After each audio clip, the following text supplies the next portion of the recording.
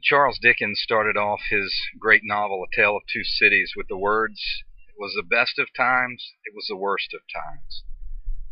Ruth, the book of Ruth, begins with similar words, only there is no best of times. It was the worst of times, it was the worst of times.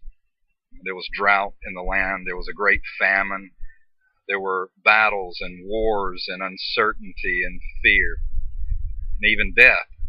Death of a husband, death of sons, uncertainty with how a widow would take care of herself and how her daughters-in-law would take care of themselves, or how she could take care of all of them. In the midst of it, the question is asked by Naomi, where is God in the midst of my suffering? Her response was the same as ours often is, and not only to question, but bitterness and anger toward God.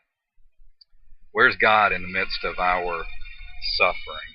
We start this series this week, 10:30 Sunday morning, New City Church downtown, and we're asking that question: where is God in the midst of our suffering? Where is God when everything around us seems to be crumbling? And what we'll find is that in the midst of our suffering, in the midst of our wrong, of our mistakes, of our hurt, of our pain, God is present.